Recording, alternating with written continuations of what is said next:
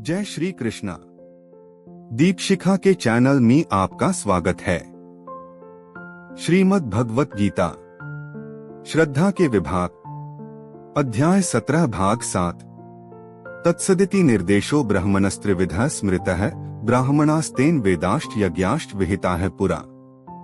इसका भावार्थ है, सृष्टि के आदिकाल से तत्सत ये तीन शब्द परब्रह्म को सूचित करने के लिए प्रयुक्त किए जाते रहे हैं। ये तीनों सांकेतिक अभिव्यक्तियां ब्राह्मणों द्वारा वैदिक मंत्रों का उच्चारण करते समय तथा ब्रह्मा को संतुष्ट करने के लिए यज्ञों के समय प्रयुक्त होती थीं। इसका तात्पर्य है, यह बताया जा चुका है कि तपस्या, यज्ञ, दान तथा भोजन के तीन भेद हैं, सात्विक, राजस तथा तामस। लेकिन चाहे ये उत्तम हो, मध्यम हो या निम्न हो, ये सभी बद्ध तथा भौतिक गुणों से कलुषित हैं। किंतु जब ये ब्रह्मा तत्सत को लक्ष्य करके किए जाते हैं तो आध्यात्मिक उन्नति के साधन बन जाते हैं। शास्त्रों में ऐसे लक्ष्य का संकेत हुआ है। तत्सत ये तीन शब्द विशेष रूप में परम सत्य भगवान के सूचक हैं। वैदिक मंत्रों में शब्द सदैव रहता है। जो व्यक्ति शास्त्रों के विधानों के अनुसार कर्म नहीं करता, उसे परब्रह्म की प्राप्ति नहीं होती। भले ही उसे क्षणिक फल प्राप्त हो जाए, लेकिन उसे चरमति प्राप्त नहीं हो पाती। तात्पर्य यह है कि दान, यज्ञ तथा तप को सतोगुण में रहकर करना चाहिए। रजो या तमोगुण में संपन्न करने पर ये निश्चित रूप से निम्न कोटि के होते हैं। तत्सत शब्दों का उच्चारण परमेश्वर के पवित्र नाम के साथ किया जाता है। उदाहरणार्थ तद्विष्णोः। जब भी किसी वैदिक मंत्र का या परमेश्वर का नाम लिया जाता है तो उसके साथ जोड़ दिया जाता है। यह वैदिक साहित्य का सूचक है। ये तीन शब्द वैदिक मंत्रों से लिए जाते हैं। इत्येतद् ब्रह्मणो निर्दिष्टं नाम ऋग्वेद प्रथम लक्ष्य का सूचक है। फिर तत्त्वमसि छांदोग्य उपनिषद 6 अगस्त 2007 दूसरे लक्ष्य का सूचक है, तथा सद एव सौम्य छांदोग्य उपनिषद 6 फरवरी 2001 तृतीय लक्ष्य का सूचक है।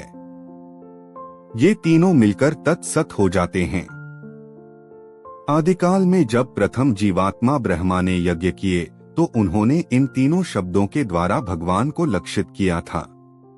अतएव गुरु परंपरा द्वारा उसी सिद्धांत का पालन किया जाता रहा है।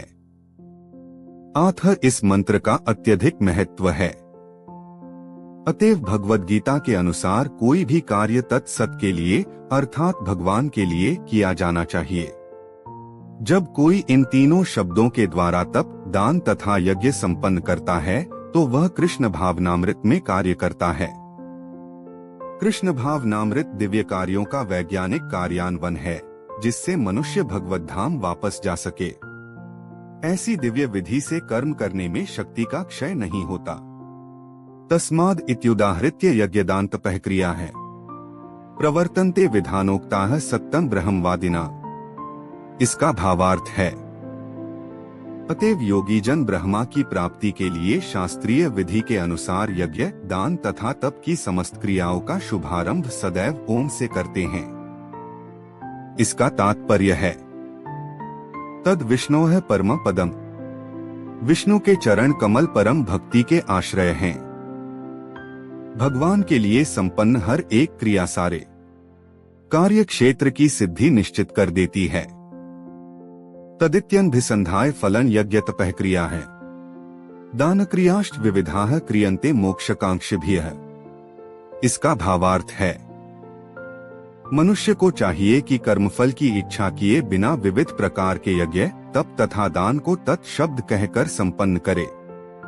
ऐसी दिव्य क्रियाओं का उद्देश्य भव बंधन से मुक्त होना है। इसका तात्पर्य है, आध्यात्मिक पद तक उठने के लिए मनुष्य को चाहिए कि किसी लाभ के निमित्त कर्म न करे।